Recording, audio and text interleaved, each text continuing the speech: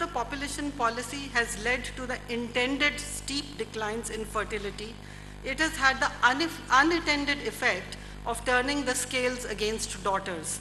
People now want small families, but few or no daughters.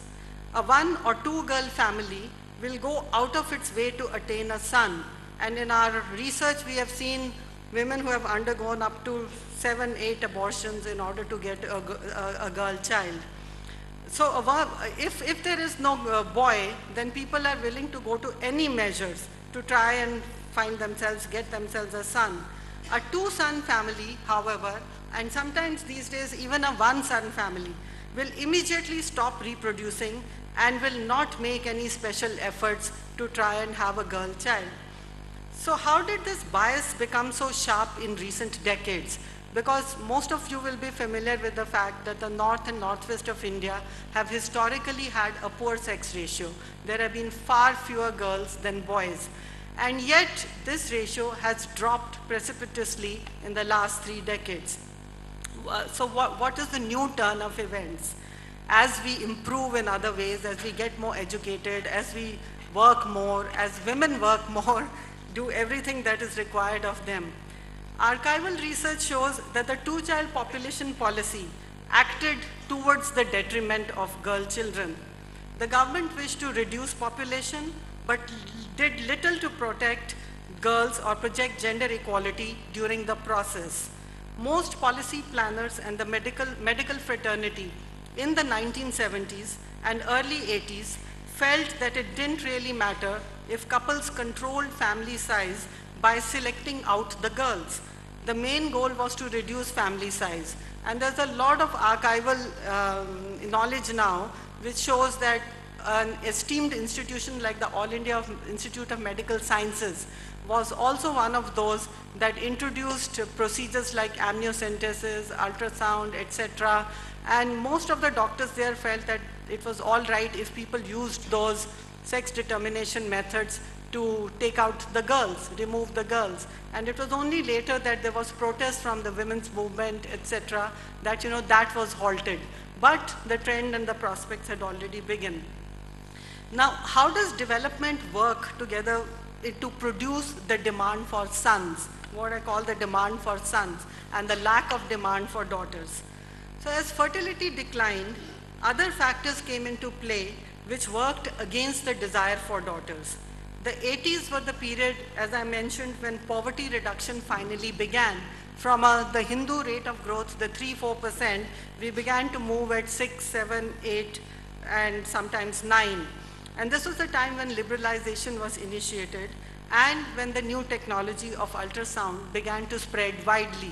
By the mid-80s, I think all over the country, ultrasound technology was available and began to be used for the elimination of daughters. So as development proceeded and technologies got more sophisticated, it was girls who were being eliminated in the womb itself.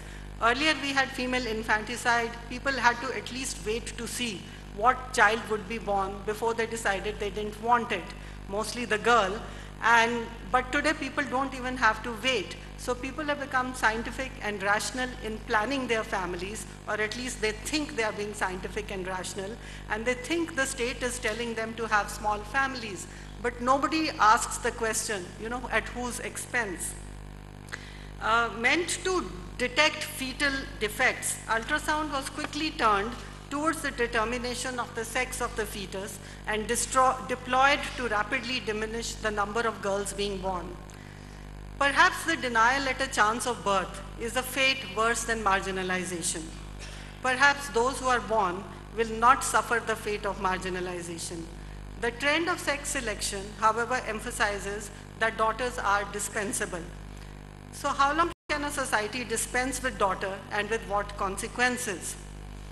Does the depletion of daughters vary by social profile is the question that I've been asking. Is it a feature of all sections of Indian society? Are sex ratios poor among all castes, classes, and faiths?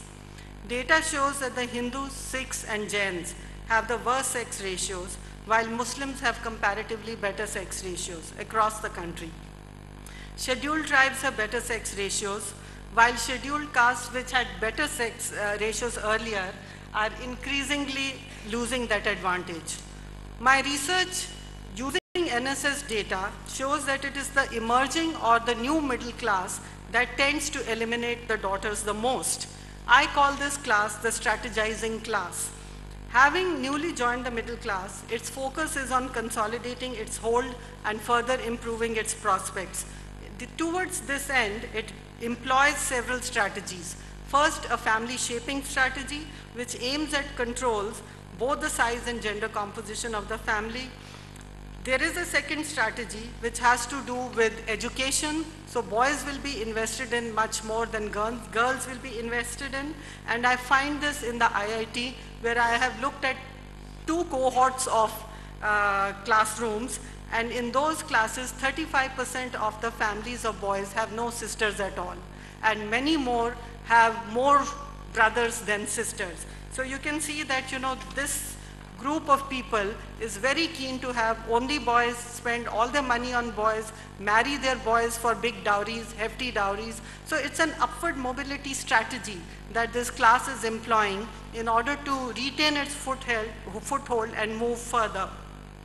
These families are also ones that want to move out of farming or rural areas in general to non-farm employment and into urban fringes of larger or metropolitan cities. Further, they attempt to gain from daughters by marrying them into peri-urban or urban areas.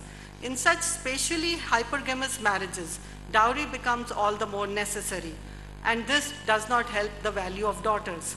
Women's families may gain from marrying up, but typically women do not benefit much from such hypergamous marriages.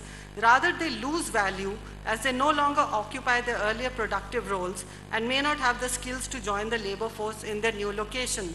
They do what status production work or concerted cultivation of children, but are themselves now perceived as burdens on the household.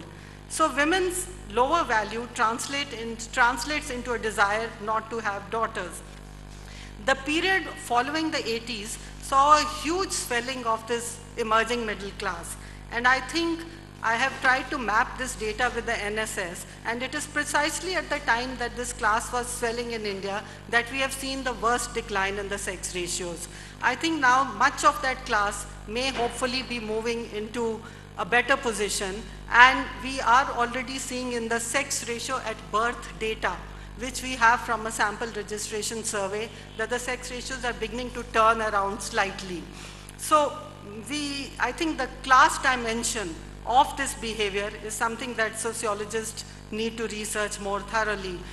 I just want to wrap up quickly by just making 2 more points. That, when I talk about marginalization, the sex ratio problem has created what is called a marriage squeeze, that there are very few brides for many communities in Punjab, Haryana, UP, etc. And now they're bringing brides from Tripura, from West Bengal, from Assam, and other parts of the country. These are also marginalized women who have a very tough time adjusting in cross-cultural marriages with couples not sharing language, food, values, etc., etc. But those women have been marginalized in their own states, in their own cultures, and that is something that we need to research, which is what my current research is also on. I don't want to say that, only women are marginalized. I would like to say that there are men also in the low sex ratio states who are ultimately marginalized. They too become victims of patriarchy. They are the ones who will be left bachelors. They are the ones who are the poorer, the uneducated, the employed. So you will begin to see a class stratification between those who can marry and those who can't. To wrap up, so I would like to say that, gender inequality yields its own several kinds of marginalizations, and it is the work of sociology to look around the world why these marginalizations are emerging even as the country is purportedly developing and improving its economic prospects. Thank you very much. Thank you, Professor Kaur, for adhering to the time and emphasizing 2 important points. One, that empirical questions cannot be answered by theoretical postulates. And the second one, how much you see we can do even with secondary data. I think one need not have to always collect primary data. Even with the available data, if we can closely examine, we get far more important. I think this is some sort of a vindication of their kind 150 years down the lane. Now, may I request Professor Virginius Xaxa to make his presentation. I think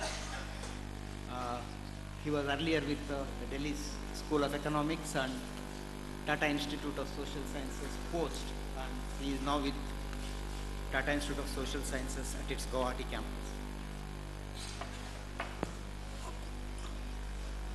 I'm extremely grateful to Professor Katakayam and Indian Sociological Society for giving me this opportunity to make presentations in this symposium.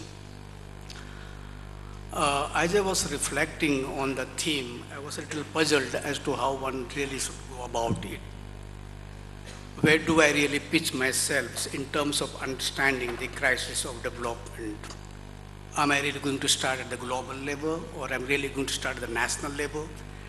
Am I really going to at the regional level? Where do I really locate the whole process of marginalizations at different levels? I was also wondering whether what really constitutes the crisis of development. Is it the same for all segments of the society? Does the government think of crisis, or let's say the political class or the corporate sector, is the crisis as they conceive or as they think is the same as those who are really on the margins of the society? If you really take the government or the corporate world, the crisis of development for them is primarily to do with the fact that the market or reform or the growth is really sluggish, or that there has been a lot of resistance and oppositions to the kind of development which are really taking place all over the country. Now that's what they will see as a crisis of development. But that is not what really the ordinary people, the people on the margin, are really going to think of the crisis. For them, the crisis is the loss of job, the crisis is for the fact that there's a loss of land, restriction on access to forest, there's a proletarianization, there is a loss of asset, there is increasing being thrown away from let's access to water and other kinds of natural resources. And therefore that is what really going to, what is called thought about as a crisis if you really start thinking from the margin. Now if we really take on the marginalization, and then you find that the crisis, in other words, the marginalizations and the crisis of development is in fact intertwined with each other. You find that a large chunk of people today in fact increasingly getting marginalized. And I would like to focus this whole process of marginalizations in the context of something which I'm a little more familiar, on which I've been thinking and reflecting, in the context of Adivasis in India. Now we all know that when India began the national reconstruction process in the post-independent era, I think the group or the community which was almost at the margin was nearly, other than the what's called the Dalits, it was the Adivasis. And since last 50 years, so many programs, so many efforts, so many policies, so many legislation has been worked out in order to see that there is a sustained development of the Dalits and Adivasis. Now, if you really look at these developments, what do you really find? There are three very important components. One is that there is always an effort by the state to protect the Adivasis and the Dalits. There have been an effort to mobilize them in terms of reservations, and therefore you find reservations in the political domain, reservations in employment, reservations in educational institutions. And thirdly, you find that there is always a very sustained effort to bring about a rapid economic development, not only economic development, but also you find the social and educational development of the Dalits and Adivasis. And to that extent, you find that, as I said, legislations, development programs, allocation of resources, all really been done. But what has really happened?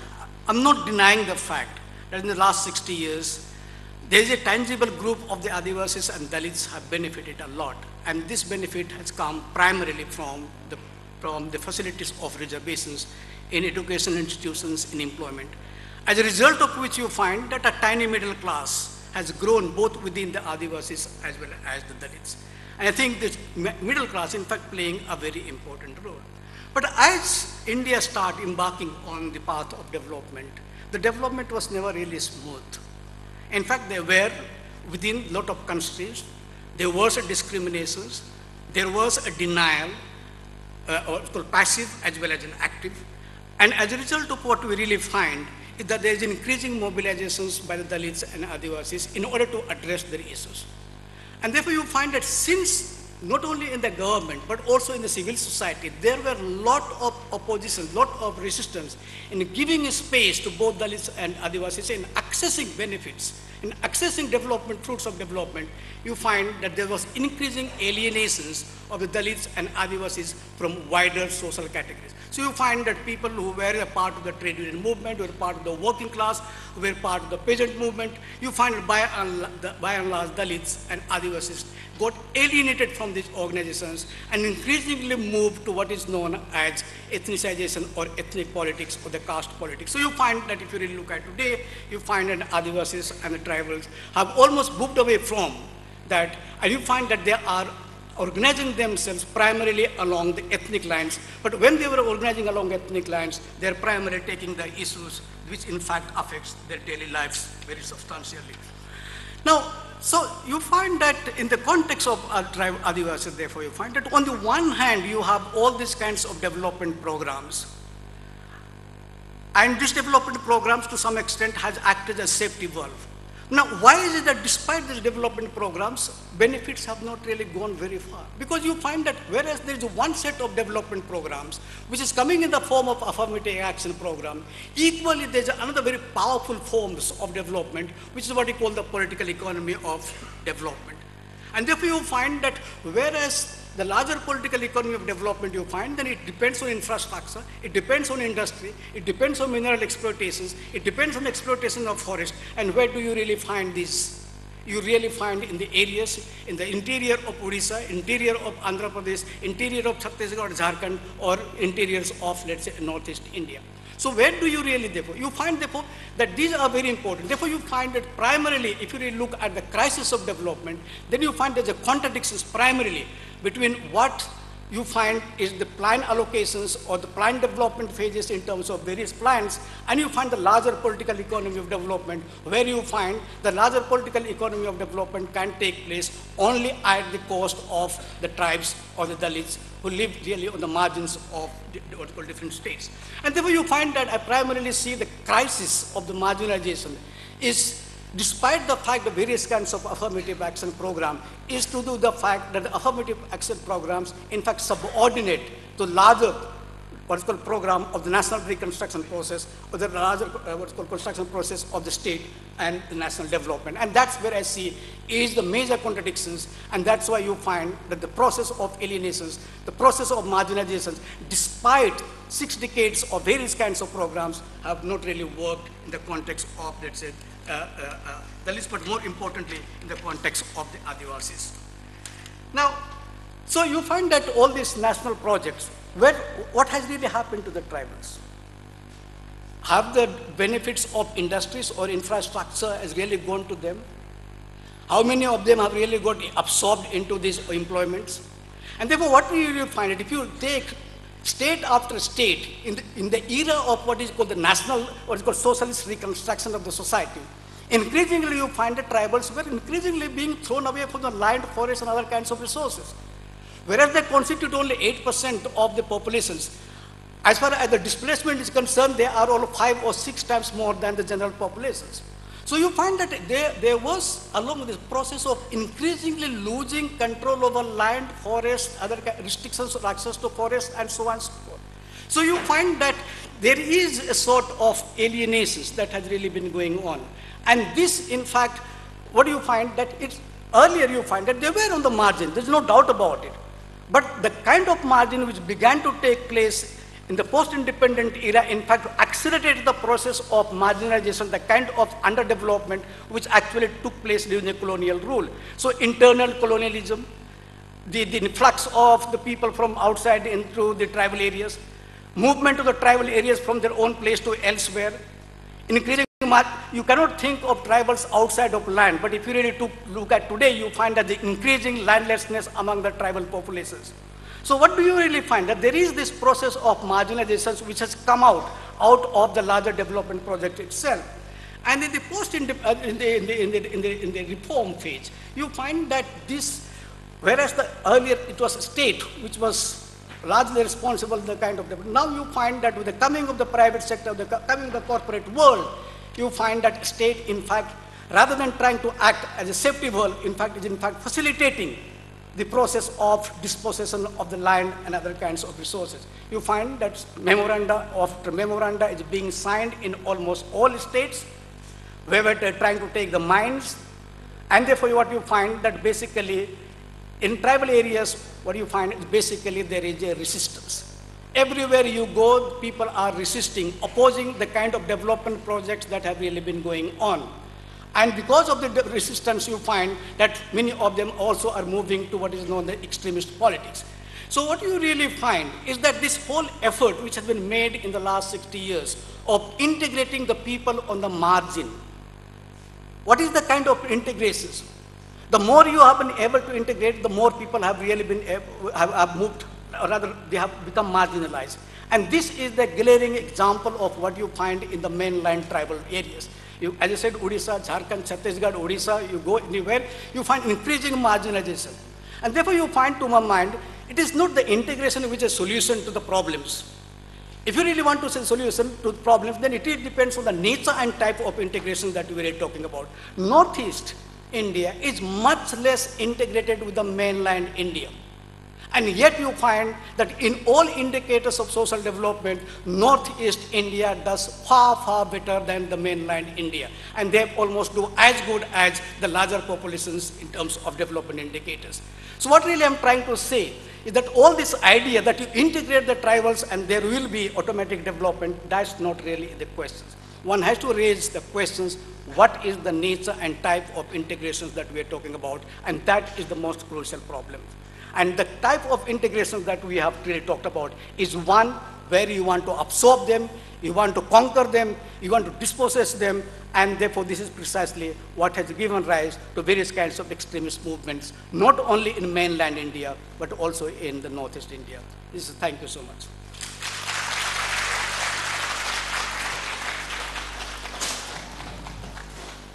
Thank you, Professor Xaxa. I think that was perfect timing. You emphasized at least 2 points, maybe somebody will pick up for discussion. One is the question, at what level are we talking of marginalization? I think there are levels at which one could discuss this. I'm also reminded, you see, in this context of what Professor Sabharwal, used to speak of, the notion of scale in discussing, such issues. The second one, the contradiction between development programs aimed at making particular groups included in the program of development and allow the programs to work in the context of developmental forces which are by themselves excluding. So I think that particular contradiction makes him ask the question, what type of integration are we talking about? I have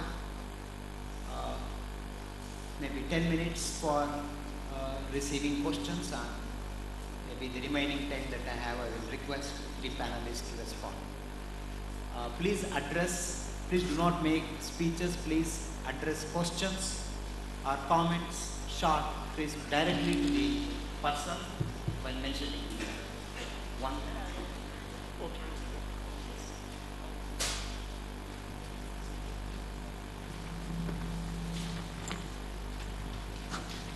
My question is addressed to Virginia Xaxa. Sir, you have talked about that how marginalization has been done in post-Nehruvian period, and you have also talked about the contradiction where the political economy of development in India is at the cost of the resources, the place where the tribals are living. Another group which is also marginalized is scheduled caste, Dalits and lower caste. And as far as civil society is concerned and caste and social movements is concerned, I'm not saying and I'm not denying that the tribal movements are not there, but as far as work is concerned and as far as visibility is concerned, I'm talking about in popular imagination, it is the lower caste movement which is much more powerful and stronger. And as far as the academic work is concerned, I think they are taking the major share of the work. So I'm saying that, are you satisfied with the concern shown by the lower caste movements as far as the issues of tribals are concerned, and do you see some kind of solidarity, or do you think that lower caste movements and Dalit movements are operating in isolation without raising the issues of the tribals? Because I have seen some kind of dichotomy in a sense that most of the radical communist organizations are emphasizing the issues of tribals. On the other hand, those sections who have come out from the, who have been benefited by the policy of the reservations, they are more talking about reservations and educations. So I find that these two communities are not coming together. Will you share my concern or not? Thank you. I again request, please do not make detailed statements. Make your comments crisp, because we do not have time. There are more hands. Okay.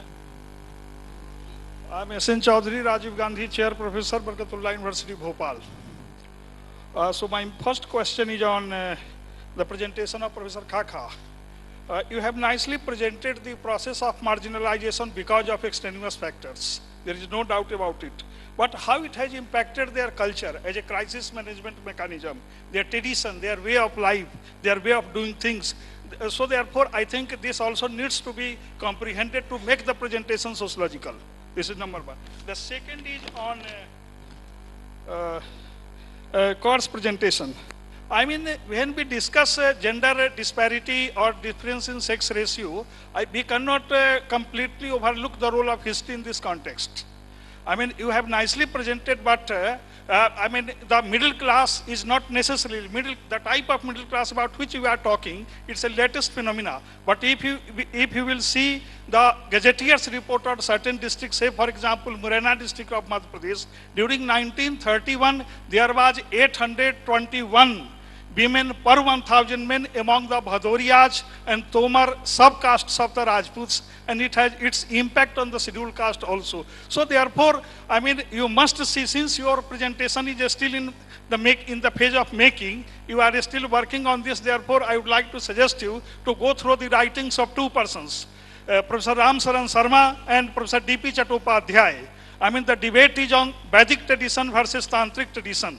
So I think from that day onwards, we can see the history, how patriarchy was shaped, reshaped, legitimized by even by the Tantric tradition also, which emerged as an antithesis of the Vedic tradition.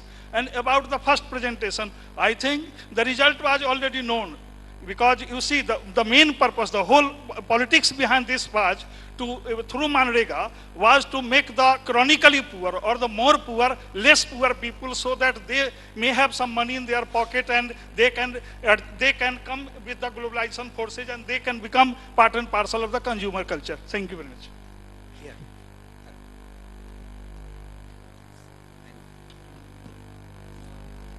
Thank you. I have one question is to the speakers. First to Professor Sujata Patel. Thank you so much. You concluded by challenging us that we need a new language. Possibly it needs more elaboration. For example, the language of poverty, development and marginalization. Does it require a fundamental interrogation? Think of the aspect of creativity, because the case study does present the issue of creativity, which is not really connoted in the language of poverty. This brings me to second query to Professor Kaur. Now, in this portrait of marginalization, what is the dynamics of experience? For example, think of the woman. Now, what is her feeling about being told to eliminate her child? And where is the space for crying? And if we can record that, therefore, is it a total situation of helplessness?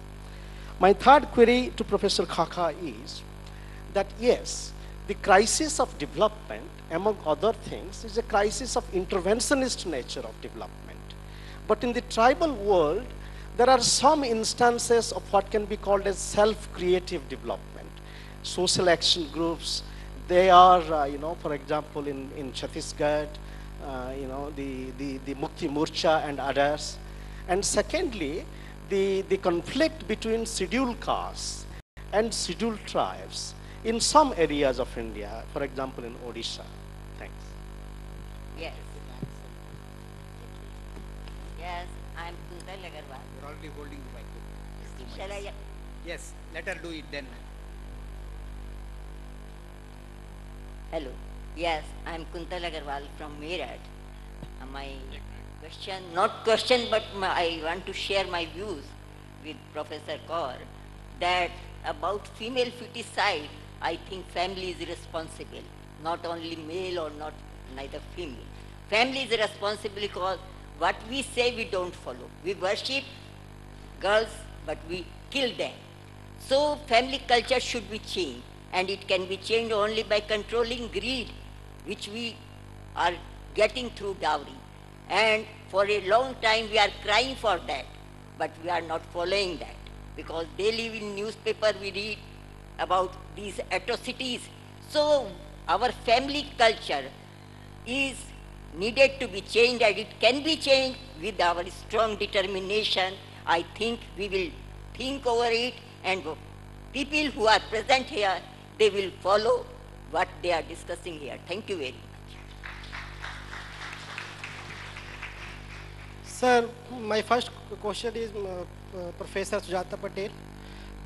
The legitimacy commanded by the dominant caste in village and in a urban area, information created by the knowledge society between the general man and the scheduled caste.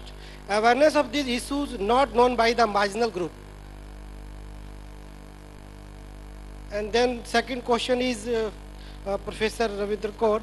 Medical facilities and the techniques are present, but the ideology and the value is changed these vast issues. I think within the family, socialization is the is a perspective to improve the sex ratio of the daughter in the family.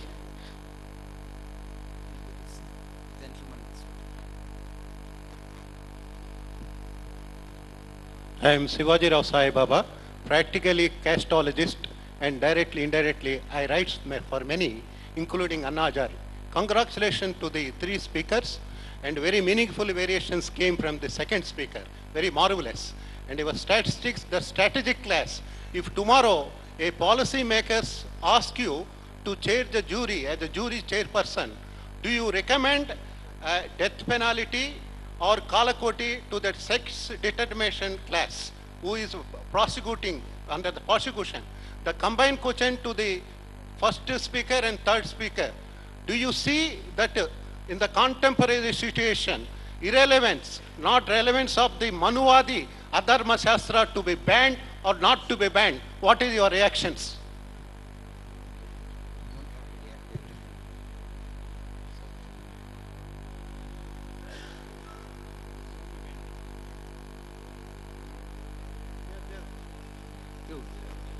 First, her.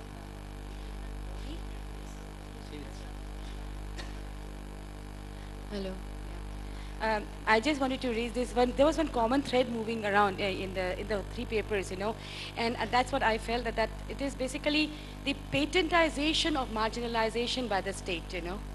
It is today what is marginalization and how to include them. It is the state which will define us. So that is a very, very dangerous threat for sociologists to notice today. And so we need to start giving our own definitions, especially Professor Xaxa's whole thesis of the way they are evolving forest rights acts today, sir. How they are diminishing customary laws in the Northeast India, and how because of that, again, women are being marginalized because of the conversion of community land to patta land. And patta land to, you know, male inheritance. You know, how slowly, because of that, the women are being deprived from their decision makings, you know. So this whole patentization of marginalization in the course of development, I think this is a very, very serious sociological debate today. That's Okay, all. the last two questions, one here and one there. Yes. Thanks. I want to ask a question from second speaker, Professor Kaur ma'am. Ma'am, I want to, as we all know that the paradigm of women in development has been shifted by the paradigm of gender and development. But we are also aware with the same time that we are not getting the expected result from this paradigm. Ma'am, as a sociologist, which type of paradigm we should develop to eliminate this gender inequality in a very short period of time in our society? Thanks. The last, positively the last question there. Hi, I'm Atri Shah from postgraduate student in Delhi School of Economics. I have a question for the second and the last and the last presentation about the gender inequality thing. The example that you gave, ma'am, about the IIT students in that way, I think it's a kind of a biased example in that way. As in, like, maybe, I mean, from that particular example, you cannot come to this conclusion that girls are having, I mean, there is some kind of gender inequality among girls and among middle class families.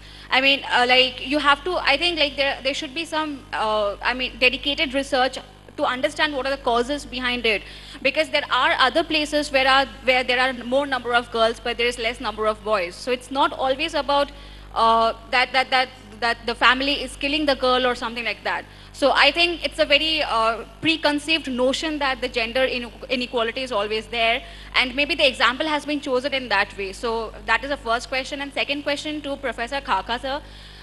Sir, I would like to know that whether the tribal groups, they are interested to integrate or not. I mean, like, whether they would be able to come into they would like to come into and integrate with the human society, that a different world which is outside the tribal world. Thank you, sir. That is it. May I now request Professor Kaka to respond? I don't want you to accuse me of being gender biased. Sir, I have a question, sir. Chairperson, sir, I have a question. No more questions, please. There will be no questions from this side. It is questions are closed. He is going to respond. Well, I don't think I can respond to all the questions. Let me begin with the Dalits and Adivasis. I think, you know, in terms of the kind of marginalization that has really taken place, let's say between the Adivasis and Dalits, the two, in my opinion, has gone somewhat in different direction. In case of Dalits, to my mind, I think there has been a greater and greater participation in let's say access to, let's say, equality and the kind of marginalizations that one really sees is there, but surely the kind of marginalization that you can see in the interiors of the, or let's say in the tribal world, is quite different, because what you really find that tribals are always been associated with land, forests and other kinds of resources. And therefore you find something which is their economic asset, something which is really very, very primary, is something which actually is constantly being threatened, constantly actually is moving away from them. Now that kind of marginalizations you may not necessarily see with the Dalits, because Dalits were primarily to do with occupations, certain kinds of skills, which, and this does not mean therefore they don't face discriminations in the labor market. But what I'm really trying to say, the process of marginalizations is somewhat has moved in different directions. Is more to do with the civil and the political rights in the case of Dalits. It is more to do with the economic rights in the case of tribals. And therefore you find that in the concept of tribals, you find Dalits will increasingly articulate the questions of reservations. And therefore today you find, since reservations in the state employment is dwindling, you find increasingly assertions, let's say, on the private sector and so on and so forth. Whereas in case of tribals, you find that the whole articulation actually doesn't move in the direction of reservation. There will be, but then increasingly the movement that you see is more a sort of a control over land, forest and other kinds of resources. It's more to do with a kind of an autonomy. It's more to do with the governance. And that seems to be somewhat a contrasting trend that you really find. Now, is it true that I think Dalits and Adivasis I think where there are movement going on, then both Dalits and Adivasis really come together. You go to the interior, let's say in the development projects where they are resisting, let's say in Chhattisgarh or Jharkhand, I think both Dalits and Adivasis are really coming in. I think even in case of when reservations and the Dalits and Adivasis are really coming in. But I think this is not to say there is no cleavage between the two. I think there is a cleavage, but nevertheless there is a certain kinds of an alliance. And to me, the alliance is more important than the cleavage. I didn't want to focus on the culture because that was not a domain in which I was interested in terms of talking about the crisis. And it is true that in many places tribals are developing in their own paradigm, self-centered development, etc. But what really happens when you find that the government makes an interventions in terms of development projects, tries to industrialize, tries to bring about mineral exploitation, then will this self-centered development will really permit, will self-centered development will be able to survive? Because what really is basically this hierarchy of development. One kind of development which people really want, the other kind of development comes from the globalized world, from the corporate world, from the state. And therefore what you really find is that there is a crisis of the paradigms of development. I think the paradigm of development that you find among the tribal world is more to do with something driven by needs, driven by access to resources, and so on and so forth. And therefore, the kind of paradigm that is really coming from elsewhere is something which is market, the profit, and therefore accumulation. And that's where, to me, seems to be the major crux of the crisis between the people on the margins and people who are actually developing. Thank you. Is it working? Questions and comments. Let me take the last question first because it asked some questions about data. Now the reference to the IIT students was simply illustrative, although the little work that I've done with them in terms of numbers, I've corrected it for the fact that there are more boys than girls in the institute. But that is not my main data set. The main data set is the NSS data set. So the whole issue, the whole theorization is based on that and on a lot of qualitative literature that exists in the field of sociology. And I would like to thank the gentleman, professor there, for his references of the earlier period of, imbalanced sex ratios. I've been working on this issue for over 10 years now, but I didn't want to focus on, obviously there was no time, to give a very holistic picture. Of course, I know the histories, long histories of the unbalanced sex ratios in the north and northwest, UP, western UP, Punjab, Haryana, Madhya Pradesh, parts of Tamil Nadu, etc. So, but thank you anyway for the references. In terms of the dynamics of experience, Anand, we've looked at it a lot. We did detailed studies in Punjab, Haryana, Madhya Pradesh, Himachal Pradesh and Rajasthan. And there we have explored exactly the topic that you have raised, the picture of the woman. And maybe if you look at some of that work, you will find some of the answers. In terms of the question on women in development to gender and development, have we made any gains? I think it's a very good question. Because although the discourse of gender and development has been adopted, the focus remains on women and development.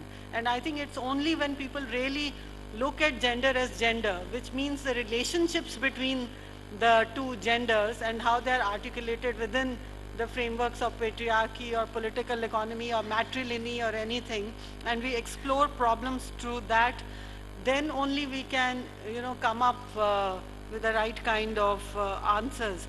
But what can quickly eliminate gender inequality? Well, we had a younger member of the audience who doesn't believe there is gender inequality.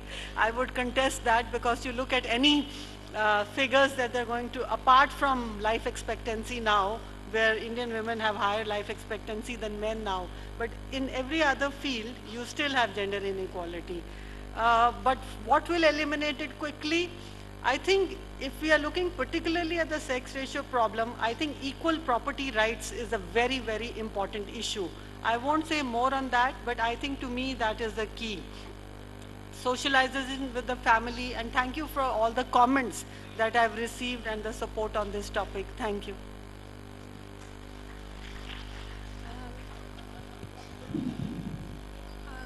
I have just 2 points to to mention. The first is that the concept of development and the entire theory of development was formulated in context with an understanding of a possibility of the state intervening to ensure that the country and its society will reach formal industrial structure, so which gives access to economic opportunities to all. This is embodied in the Constitution, and this is what was thought by those who created the plans, the programs, and development programs and developmental policies were all part of this agenda. This was the agenda of the 1950s. Professor Xaxa has just elaborated how this agenda of 1950s have actually led to further marginalization rather than further integration within a new way of putting all the groups to have equal opportunities for better incomes and better lifestyles. Rather, we are seeing further stratification and internal stratification developing. And I think this is the time where we have to rethink whether development itself is leading to furtherization, further marginalization and exclusion, and what is the sociological language we need to formulate to do so. And this sociological language has to be distinctly different from the sociological language of exclusions that we see in the rest of the world. The rest of the world are facing exclusions after being formally industrialized. We have never been industrialized. Our capital accumulation is not ever going to get us industrialized. And therefore, what are the intersectional structures that organize exclusion? And this is the challenge I think sociology has to take, and that is what is the promise of sociology. And that is why I'm very happy that the organizing committee has put this as a theme of this symposium. Thank you. I'm just left with 2 minutes. I would like you to use it to apologize, to my young friends here, because asking questions in a symposium has a domino effect. In the first 2-3 minutes, nobody asks questions, but when questions come, everybody has a question. I'm sure, the 3 speakers have been sufficiently provocative and they have made quite important, points. I'm tempted to make a speech myself, but the president is looking at me. I would resist from yielding to my temptation. I'm as eager as you all are to listen to Professor Danagare's speech, Radha Kamal Memorial lecture.